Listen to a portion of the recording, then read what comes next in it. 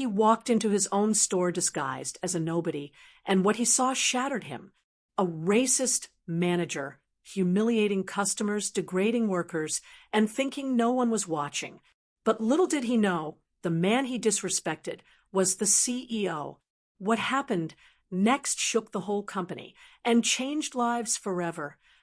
It was just another weekday morning at Braden's Fine Goods, one of the most popular high-end lifestyle stores in the city. The floors were spotless, the music soft, and the scent of expensive cologne lingered in the air. Everything about this place screamed luxury, class, and money, but not everything about it screamed fairness. As the store prepared to open its doors, the employees gathered near the front, adjusting ties, sipping coffee, and gossiping quietly about customers, celebrities, and promotions. At the center of this little circle stood Mark Tanner, the store's general manager, a white man in his 40s, sharply dressed but with a smug attitude that oozed superiority. "Let's keep it tight today," he said in a clipped tone, holding his latte. "Big sales goals. Keep your eyes open for anyone who doesn't look like they belong." He didn't say it outright, but everyone there knew exactly what that meant. And then, a few minutes after the doors opened, he walked in, a black man, late 50s, quiet, modestly dressed, gray pants, a button-up shirt, and clean sneakers. He carried no designer logos, no flash. He moved slowly, with a calm, watchful gaze, scanning the layout of the store, the employees, the shelves. His name was Jeremiah Cole. What no one in the store knew was that he was the owner and CEO of the entire company, not just this location, the brand itself, the one whose signature was on every paycheck. But today, he wasn't wearing a suit. No entourage, no corporate badge. Just him, on his own, doing something he hadn't done in a long time, going undercover to see how his store actually treated people who looked like him. Jeremiah had grown up in the South, raised by parents who taught him dignity, patience, and the power of listening before speaking. He built his empire from nothing, starting with a small line of hand-sewn belts and growing into a chain of luxury lifestyle brands known nationwide. But as his empire grew, so did the distance between him and the front lines, and lately he'd heard whispers of discrimination, of black and brown customers being followed, of qualified employees being overlooked, of managers acting one way when HQ visited and another way when left to their own devices. And Jeremiah had enough of watching from boardrooms. He needed to see it with his own eyes. The moment he stepped into the store, Mark spotted him from behind the counter. His eyes narrowed. No smile. No greeting. Instead, Mark muttered under his breath to an associate, "Another one. Watch him. He looks like trouble." Jeremiah walked slowly past the cologne display, running his fingers lightly across a high-end bottle of leather-scented fragrance. A young white associate named Lana walked toward him, but Mark quickly intercepted. "I'll handle this one," he said firmly. "Go fold shirts or something." Mark approached Jeremiah with forced politeness. "Sir, can I help you find something specific? We don't allow loitering." Jeremiah looked at him calmly. "Just browsing," he replied. "Right. Well, we don't usually have sales on our high-end items," Mark said, eyeing his shoes. "So, just letting you know." Jeremiah nodded slightly and moved on, unfazed. He walked through each section deliberately, noting every detail: how employees treated customers of different races, how long it took before someone offered help, and who got watched like a hawk.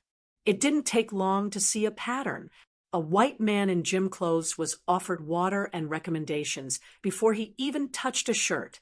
A young black woman in designer heels was asked if she could afford a handbag before she could even open her mouth. A Latino couple looking at watches were completely ignored until they asked to speak to a manager, and even then were met with cold impatience. Jeremiah felt a slow heat rising in his chest. but he said nothing. Not yet. He walked over to the shoe section, where a display of Italian leather loafers caught his eye. He picked up one and turned it over in his hand. "Those run 550, Mark called out from behind him. Jeremiah didn't respond. He placed the shoe down gently. "I'm not sure they'd be your style anyway," Mark added with a smirk. "We have a clearance section in the back." Jeremiah turned toward him and finally spoke, his tone even. "Do you always greet customers like this?" Mark shrugged, "Just trying to be helpful. You never know these days, right?" Jeremiah said quietly. "Interesting." He looked around the store one more time. Every employee's face was neutral, as if they were waiting to see what would happen next. Jeremiah gave a polite nod to no one in particular and walked out without saying another word. But he wasn't gone. Not even close. He stepped outside, pulled out his phone, and called Lillian, his chief operating officer. "It's worse than we thought," he said, his voice low. "I just left the 7th Avenue store." He paused. "I want a meeting set up immediately.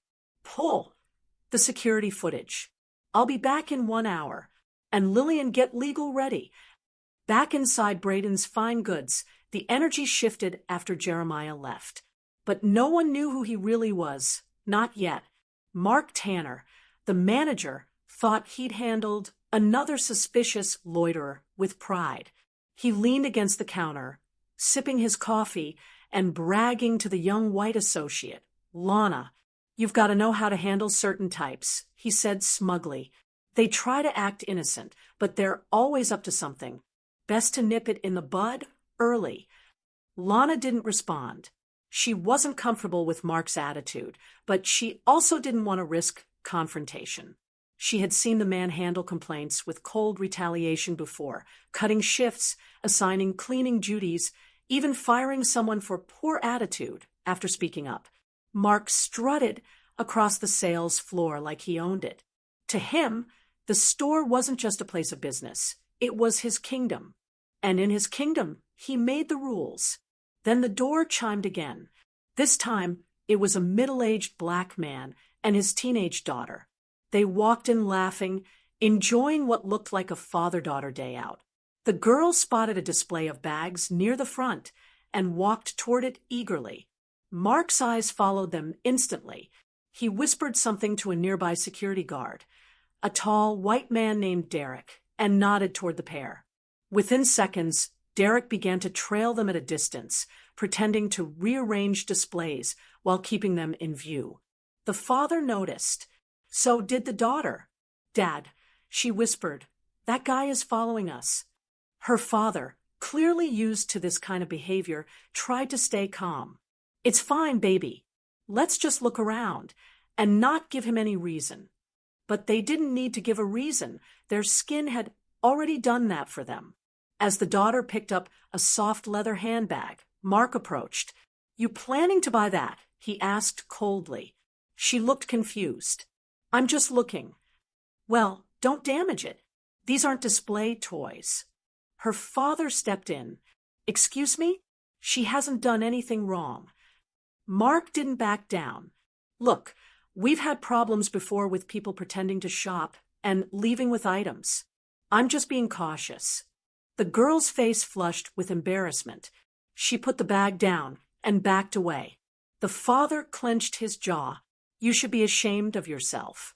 Mark laughed under his breath. "If you can't afford it, just say so. No need to make a scene." That was it. The father turned and walked out, holding his daughter's hand tightly. None of the employees said a word. Most of them looked away. A few looked guilty. One young black cashier, Jordan, stood frozen. His hands shook slightly as he rang up another customer. Mark returned to the front counter, completely unfazed. "See," he said to Derek, "you stop a problem before it starts." But what Mark didn't know was that the problem had already started, and it was much bigger than he could imagine. Meanwhile, just a few blocks away, Jeremiah sat in a quiet boardroom inside the Braden's corporate headquarters. His COO, Lillian, and the company's legal counsel were with him. A large screen played the store's live security footage, and they were all watching. Jeremiah's expression was unreadable, but his eyes were locked on Mark. When the footage showed the father and daughter being followed, then humiliated, he clenched his jaw. "That's enough," he said quietly. "He's not just bad for business. He's a danger to our brand." Lillian nodded. "We've been gathering complaints, but this confirms everything. It's time." Jeremiah stood. "Call everyone. We're going back." Back at the store, business continued as usual. Mark stood at the register, chatting with a white customer like they were old friends. He didn't even glance at the black man, now browsing colognes, though Derek was already tailing him. The young cashier, Jordan, was doing his best to keep his head down. But then something happened that pushed him over the edge. An older Hispanic woman tried to ask Mark about a jacket. She didn't speak perfect English, but her tone was kind and respectful. Mark waved her off. "We don't have that in your size," he said quickly without even checking. She looked confused. "No large." "We're out," he snapped. "Maybe check somewhere else." She walked away slowly, her face fallen. Jordan couldn't stay quiet anymore. He stepped forward. "You didn't even check the inventory, sir. I just stocked 3 of those in the back this morning."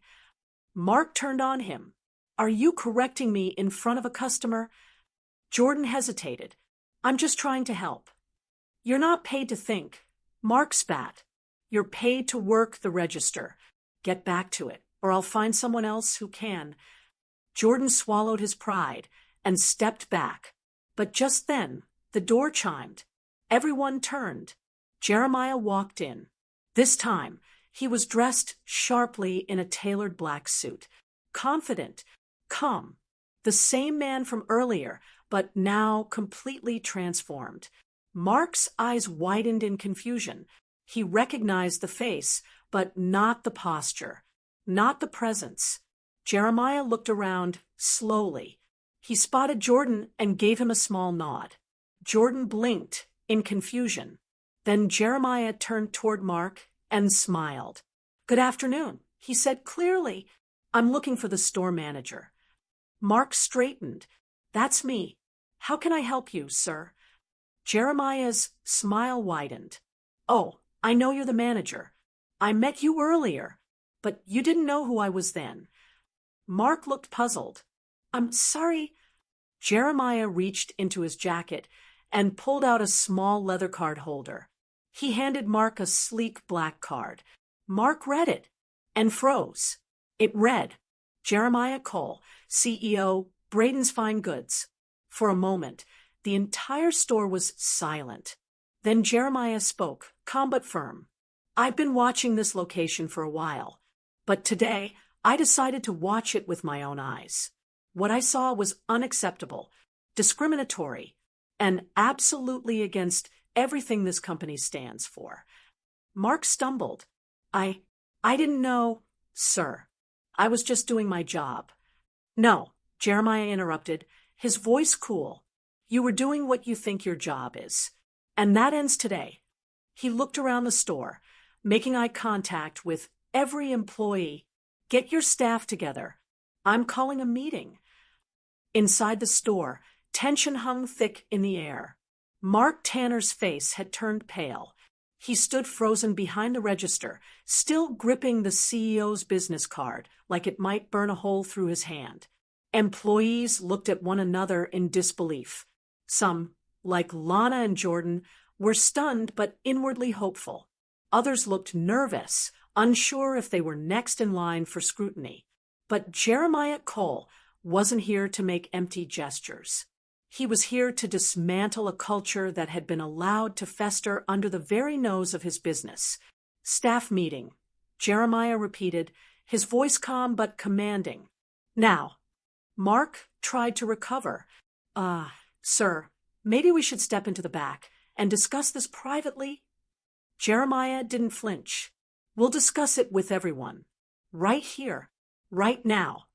It took less than 3 minutes for the entire floor team to gather near the front.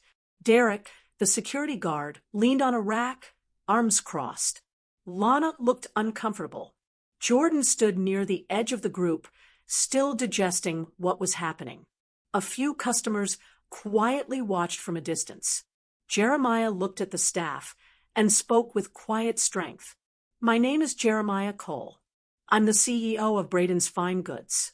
I founded this company with a vision, a place where everyone, no matter what they look like, where they come from, or how much they earn, is treated with dignity and respect." He paused, letting that sink in. But what I saw today was the exact opposite of that vision. He turned slightly and gestured toward Mark.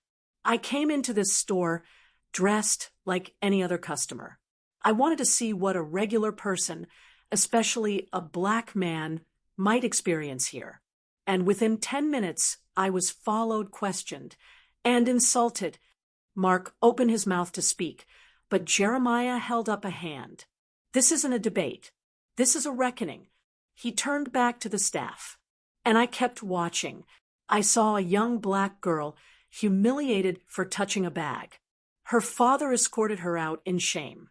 I saw a Hispanic woman dismissed without a second glance.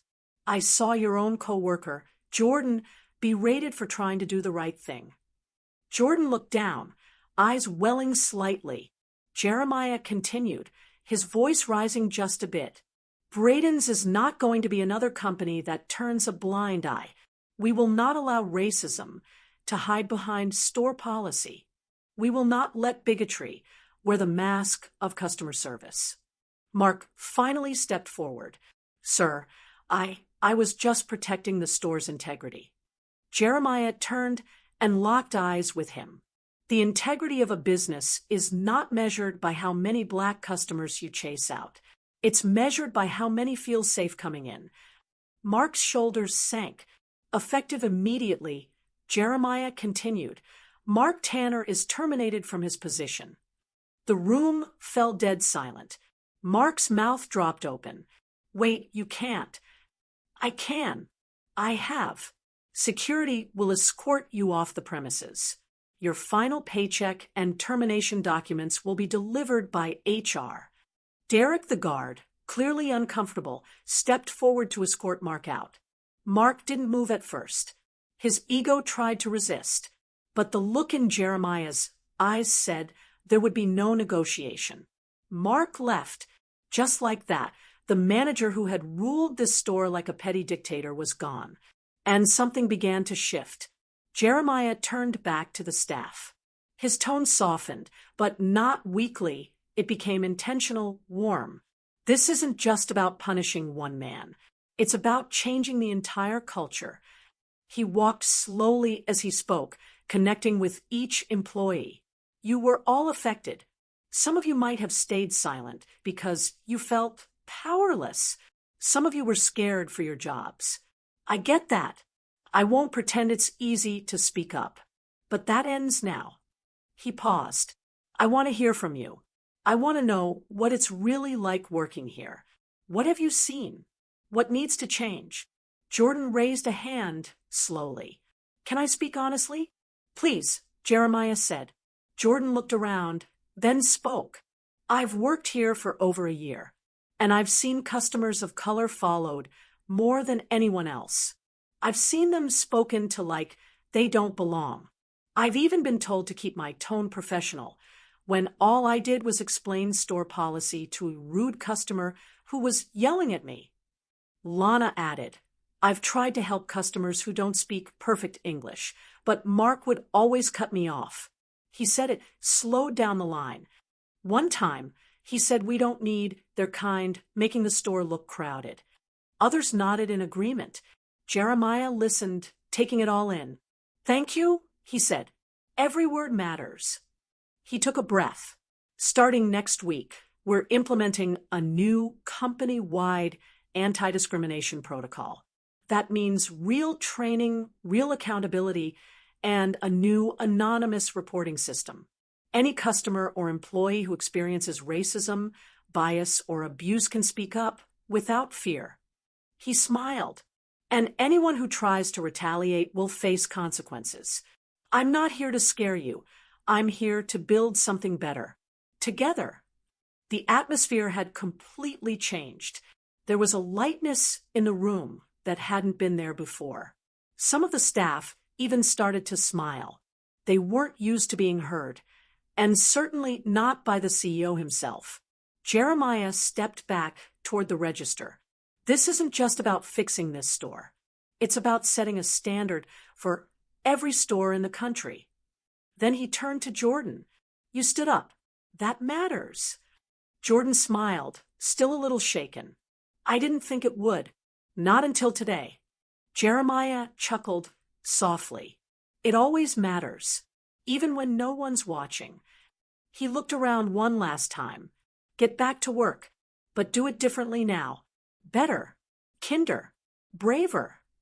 And with that, he turned and walked out, leaving behind not just a store, but a spark. Because something had changed that day. Not just policies, not just positions, but people. The news spread faster than wildfire. By the next morning, Jeremiah Cole's bold move was already trending. A few customers had captured video clips on their phones. Moments of Mark's confrontation, Jeremiah's reveal, and the stunned silence when he announced the firing. Someone posted it on social media with the caption, "Black CEO goes undercover, exposes racist manager in his own store." And within hours, that video exploded. Thousands of comments poured in. This man is a hero. Finally, a CEO who gets it. This is what accountability looks like. But it wasn't just social media blowing up. Something real was happening in the community. The next morning, when the store opened, there was already a small crowd outside. Not a protest, but something different. Curious faces, respectful ones. People from all walks of life. Black, white, Asian, Latino, young and old. They had come not to shop, but to see if the change was real. Jordan, the young employee who had stood up to Mark, unlocked the doors and stepped out. He smiled nervously. "Hi, folks. We're open." And yes, everything you heard was true. A few people clapped, others nodded, and walked inside, this time with their heads held a little higher. Inside the store, it felt different. Lighter, safer. Lana, who had once stayed quiet, was now working the floor with more confidence. She greeted every customer warmly, no longer worried that someone like Mark would shut her down for helping a Spanish-speaking family or for being too friendly. And people noticed. One black father came in holding his daughter's hand. He paused at the entrance. "Is this the place from the video?" he asked. Jordan nodded. "Yeah, it is." The man looked around cautiously. "We had a bad experience here once. My daughter touched a purse, and a manager accused her of stealing." Jordan's heart dropped. He remembered that day. "That manager's gone," he said softly, "and this place is changing. For real." The man nodded slowly. "Good, because my daughter's been scared to go in stores since then." Jordan knelt down and looked at the little girl. "You're welcome here. Always." The little girl smiled, just a little, and the father led her inside. That small moment meant everything. Word kept spreading. Churches mentioned the story during Sunday service. Community leaders brought it up in local meetings. Even the mayor tweeted about it, praising Jeremiah Cole for taking action where others only made statements. And then came the interviews. Jeremiah didn't want the spotlight, but he knew the issue was bigger than one store, one manager, one moment. So when national media called, he said yes. On the morning news, he sat calmly across from the anchor as they replayed the footage. "You're being called the CEO with courage," the anchor said with a smile. "Why go undercover instead of just checking store data or listening to complaints?" Jeremiah's answer was simple, because racism doesn't always leave a paper trail. You can't always find it in a report or a spreadsheet. You have to feel it, experience it, See it with your own eyes." He continued, "This wasn't about catching someone. It was about waking up a system and showing our employees, especially the ones who feel invisible, that they matter, that someone sees them, that I see them." The clip went viral again. Back at the store, changes continued. HR arrived to conduct anonymous surveys and one-on-one conversations with every employee, real diversity training, led by community activists, not corporate drones, began that week. But the most touching impact came from the people. Dozens of letters arrived at the headquarters and the store, handwritten ones. Some from elders who'd seen too much pain in their lifetimes. Some from kids who said Jeremiah gave them hope. One note read, "I'm a retired teacher. I watched what you did. I've seen young black boys treated like threats just for walking into a store. You reminded me that it's not too late to change things. Thank you." Another came from a teenage employee in another city. "Sir, I work at another one of your stores. I was scared to speak up before, but now I feel brave. I know you've got our backs." And the store sales went up, not because of pity, but because people finally felt seen, welcomed, respected. Families who once avoided the store started coming back. Black mothers walked in without clenching their purses. Teenagers browsed without being watched like criminals. Customers from all races smiled more, spoke kindly, and stayed longer. One older black woman came in and found Jordan. "I saw what you did," she said, tears in her eyes. "You were brave, son." Jordan choked up. I didn't think it would matter." "It always matters," she said, "especially when you're the only voice in the room." Meanwhile, Jeremiah kept showing up quietly. Once a week, he'd walk into the store without fanfare. No entourage, no announcements, just Jeremiah talking to employees, checking in with customers, shaking hands, listening. One day, Lana asked him, "Why do you keep coming back? You already fixed it." He smiled. "Fixing isn't a one-time thing. It's a choice we make every day." And that became the store's new motto. Respect is a daily choice. Printed on the wall, right behind the register. In bold, permanent letters. Sometimes it only takes a single moment. One brave act to spark a change that ripples across lives, cities, even generations. For Jeremiah Cole, that moment was walking into his own store, disguised as someone no one cared to notice, a quiet, older black man in a hoodie and jeans. He had only meant to confirm a suspicion, a gut feeling that something wasn't right. But what he uncovered, the ugly truth of how his black and brown employees were being treated by one of his own managers, became a moment that would shake his entire company to its core, and then rebuild it better than it had ever been.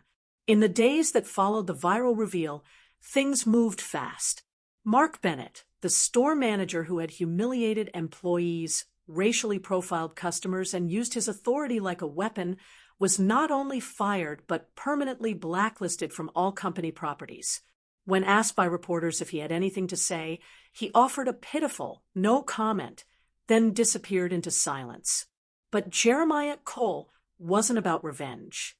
He was about restoration, justice with purpose, because it was never just about Mark. The real problem was the system that allowed Mark to thrive for so long. That's what Jeremiah set out to change next. New policies, real change. Jeremiah launched an immediate internal audit of every single store in his chain, from hiring practices to manager evaluations, employee surveys, and customer complaints. Not a surface-level review, like most companies do when caught in a scandal, but a deep, soul-searching examination of his company's culture. Every store now had to undergo quarterly equity reviews. Each team had access to anonymous feedback systems, where any employee, from the cleaning crew to the assistant manager, could report discrimination, favoritism, or mistreatment directly to the CEO's office. And Jeremiah made one thing crystal clear. If you abuse your authority, if you treat anyone as less than, you will not have a place in this company. Period. But it wasn't just about fear. Jeremiah wanted to inspire hope too. So he implemented new employee development programs focused specifically on marginalized staff. Jordan, the young black employee who had stood up to Mark, was promoted within weeks, not out of pity, but because he proved he had leadership, empathy, and courage under pressure. He was placed in a mentorship program that Jeremiah personally oversaw. 1 month later, Jordan became the youngest assistant manager in the company. And he wasn't the only one. Across the country, employees who had once stayed quiet, who had endured microaggressions, disrespect, or dismissal, now found their voices. They started stepping into roles they had once believed were out of reach. Community first. Jeremiah didn't stop at internal reforms. He turned outward, investing heavily in the neighborhoods his stores were located in. He created a community partnership initiative that hired local youth, funded after-school programs, and hosted quarterly town halls to hear directly from residents. He partnered with Black-owned security firms, janitorial companies, catering businesses, choosing to build wealth within the communities that had been ignored for too long. One store in Atlanta started hosting monthly Black Business Saturdays, featuring pop-ups by local entrepreneurs. The parking lot turned into a mini-market, drawing hundreds. In Detroit, a struggling high school received scholarships and supplies from the company's new Justice Fund, started in honor of all the workers whose voices were once silenced. And in the store where it all began, the one where Mark had ruled with fear, something powerful happened. It became a model store, a place of healing. Murals were painted on the walls, one showing a diverse team holding hands, another honoring civil rights leaders who paved the way. Customers came from miles away just to shop there. It had become a symbol, not just of redemption, but of what corporate responsibility should actually look like. One elderly customer, Mrs. Geneva Thomas, said it best. This place used to feel like any other store. Now, it feels like a promise kept, a family's reflection. Of course, not everyone loved the attention. Jeremiah was still a father and a husband, and the spotlight was intense. I didn't expect to become a viral CEO. He joked in one interview, I just wanted the truth. But truth has a way of shining. His wife, Denise, stood by him every step of the way. In private, she often reminded him, this isn't just business. This is legacy. And his children, especially his daughter, Nia, began seeing him in a new light. Dad, she said one evening, you didn't just change a store. You changed people. That hit Jeremiah harder than any news headline or award, because in the end, it wasn't about the company's growth. Though yes, profits soared, customer trust surged, and employee turnover dropped like never before. No, the real success was knowing that people finally felt safe. The call that changed everything. About 3 months after the incident, Jeremiah received a letter from a woman named Claire Daniels. She had seen the video. She explained that her son, Marcus, had worked for Mark at a different store and had quit after months of racist comments and being passed over for promotions. He never reported it, believing no one would care. But after the video, he saw Jeremiah on the news. He saw a man in power who looked like him, who didn't just speak about diversity, but who took off the suit and walked the aisles like everyone else. Marcus reapplied. He now worked at the flagship store and was thriving. Claire's letter ended with 6 words that Jeremiah would carry forever. You gave my son his voice. Looking ahead, today, that store is still operating, but it's more than a business now. It's a movement. Other companies took notice. A few even copied the idea. CEOs going undercover, racial training programs, town halls. Not all were genuine. Some just wanted good PR. But Jeremiah didn't mind. He always said, even if they copy the method for the wrong reasons, some good may still come of it. As for him, he stayed the same man. still visited his stores, still talked to janitors and stockers before board members, still listened more than he spoke. And every year, on the anniversary of that fateful day, he visited the same store. He'd walk in dressed simply jeans, hoodie, and sneakers. No one announced him. No big entourage. He just walked the aisles, asked about their families, joked with the cashiers, and listened. It wasn't an act anymore. It was who he was, who he'd always been. The undercover CEO who never really stopped being undercover.